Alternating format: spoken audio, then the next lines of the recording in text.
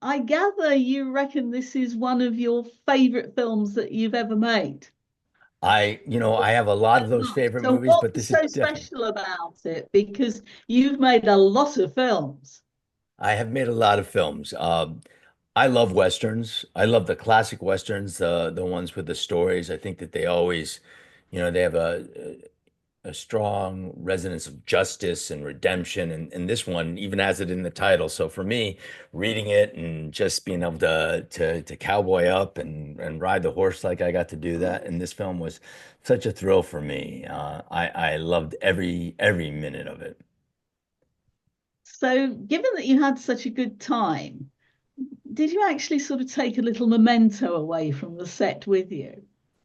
I won't tell anybody, by the way.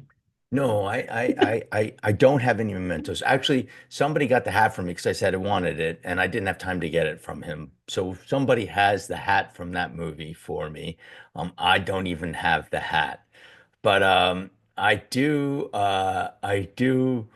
love Westerns. What I really wanted was the horse, and Wilder Smith, who is the owns the horse, would have sold it to me, but I had a real great time. I used to have I had quarter horses when I was younger, and Bob Mitchum gave me my first quarter horse. And My horse was Sam, but this mine was a bay horse. This one was a Paint, and I really loved it. And I said to the cowboy, I said, "Well, what's Paint's name?" He goes, "Paint." And I go, "Yeah, what's Paint's name?" He goes, "Paint." And I go, "Oh, Okay. real original." Yeah. But I loved it. I loved every second of it. So even that was awesome for me. So the stories will be the things I take away from that the most. So it was awesome. And I got to ride with him all over. He's a real cowboy, and his dad's he acted on he played the younger version of his dad on Yellowstone because his dad's on that show. So he was in our movie too. He's one of the bad guys in our movie, but Yeah, he's good. you've put a lot of footage on your Instagram page about your cowboy training. I mean, it actually sounds from what you said that you didn't need very much.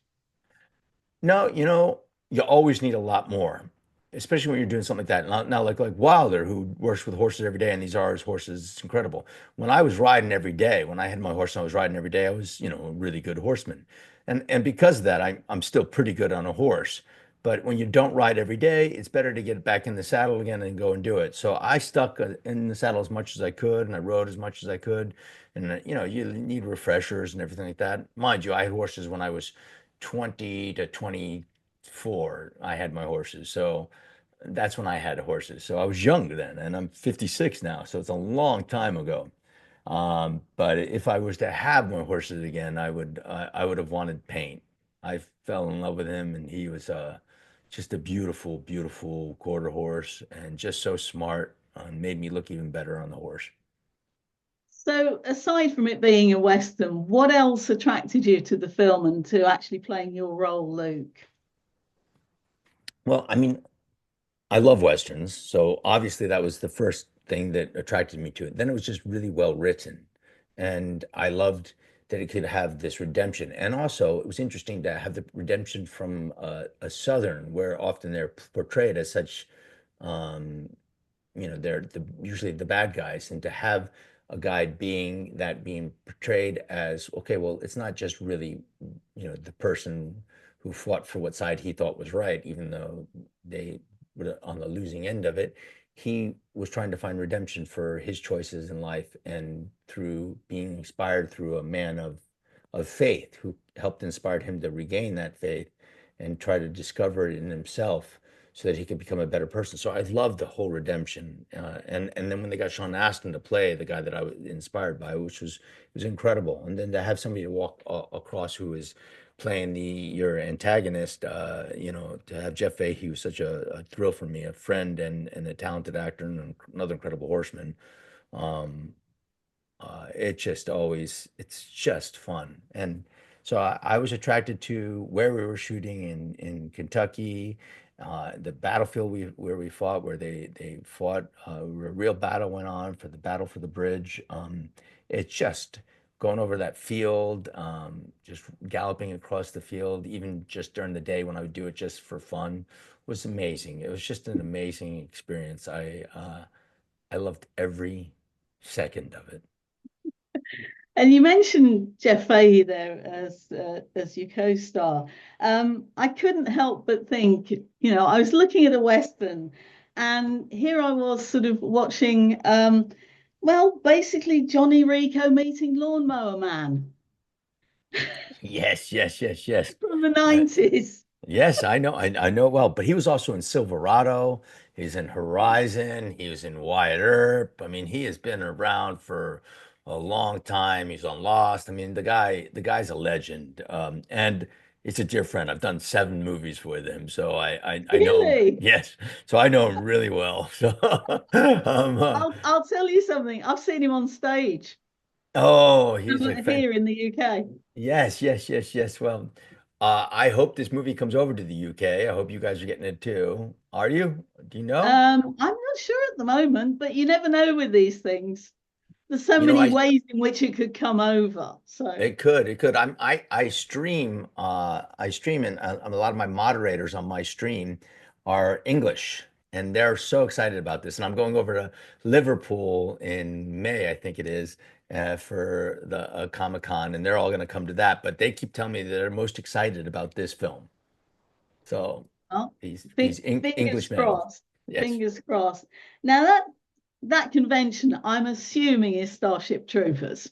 It is Starship Troopers, and it has Denise Richards going Couldn't and be Dina anything Meyer else. going. Yes, and Michael Ironside and Jake Busey and Pat Muldoon. So there's a lot of us going over for that one in Liverpool, Liverpool Now Comic Con. that was your breakout film, but the love for the film just seems to go on and never really stops. I mean, why do you think it had such a massive following at the start and still does now?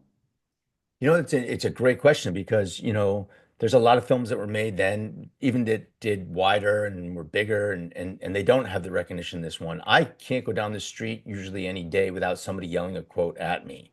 Literally somebody like, kill them all, and like, I'm so sorry. And I'm like, don't worry about it. I love it. And it doesn't matter what kind of day I'm having, even when I've had a great loss in my life, it's still been something that always inspires me because they get excited about it. I don't know why people get so excited about that film, but I think it's because Paul Verhoeven is an incredible, I mean, he's a genius. He's in the Mensa, and Ed Neumeyer is also a genius. Both of them super smart guys, and they have this really dark, sick, perverse sense of humor, which I know the English get. And when Starship Troopers came out, they got really well. But it went over the heads of some of the people in America back in the day, and that always blew my mind. I couldn't believe that it did.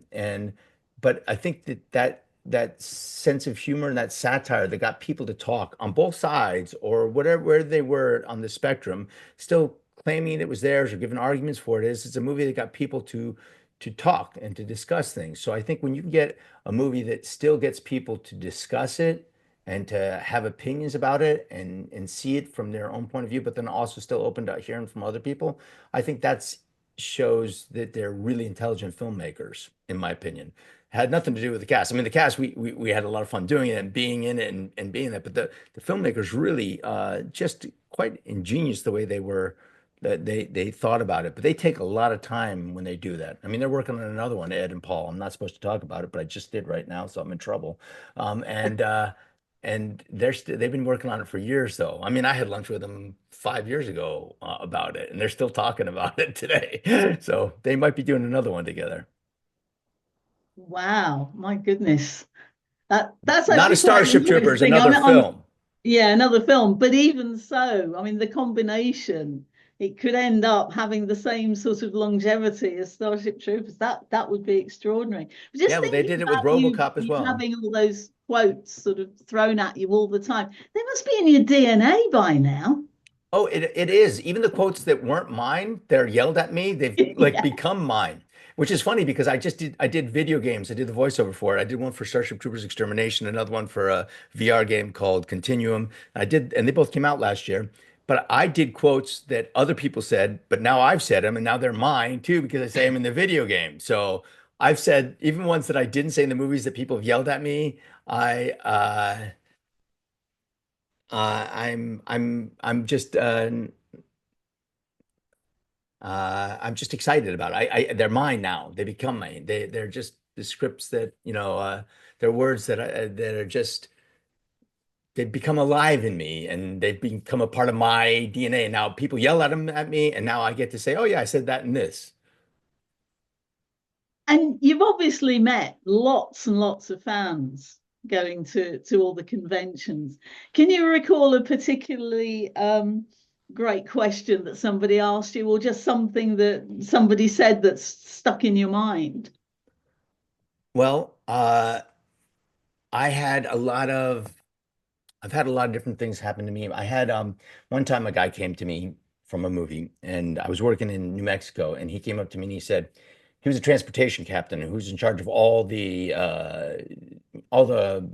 trucks for everything, the whole film, the trailers, the makeup trailers, the personal trailers, the grip trucks.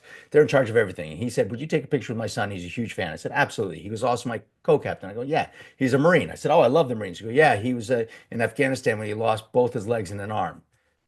And I was like, and I go, "Oh," and he goes, "Yeah." And his last memory is this bare arm coming in with death from above tattooed on it, pulling him out, and then he passed out. He saw his leg over there and he passed out. Well, that guy became his best friend, and he wants to take a picture and send it to that guy because they bonded over Starship Troopers, is now his best friend, and he would love to send a picture. So I had been crying by the time he started talking because I'm not a Marine. And but the makeup artist did too. She covered up his tattoo on his arm and made us both death from above tattoos. And we sent this picture over to him, to his buddy. That was such a thrill for me to be able to do that, and such a thrill to have Yeah. somebody talk to me about it. But the story goes on from there. So that's in New Mexico. That's 15 years ago. And then about 8 years ago, I'm on Warner Brothers and lot, and this the doing a show called All American, and I hand my ID into the security guard, and the security guard takes my card and he goes, "What's up, Rico?" Now on my ID, obviously it says Casper Van Dien. It doesn't say Rico, it doesn't say anything like that. But he goes, "We heard what you did for that Marine, and we just wanted to say thank you."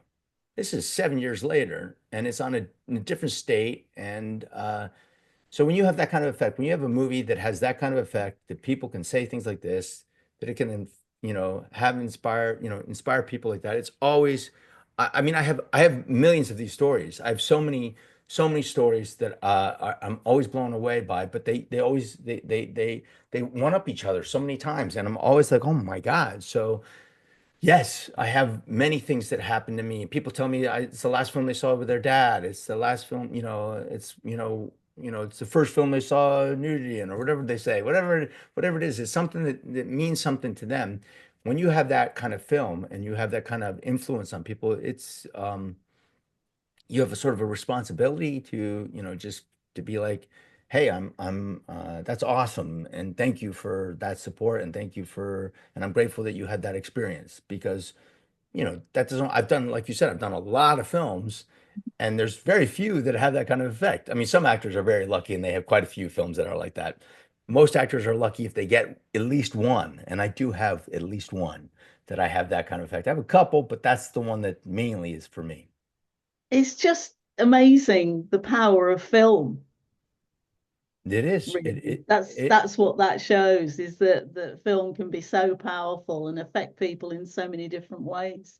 Yeah, I have military guys that come up to me and cry at conventions. They're like, I've never cried before in front of a man. I go, "Dude, don't worry about it. I appreciate it." And I give them a hug or something like that. But it is unbelievable to me, the power of films. So Casper, it's been great to talk to you. I really appreciate your time, me and too. thank you so much. And enjoy Liverpool. I'm sure you will. I will. Thank you.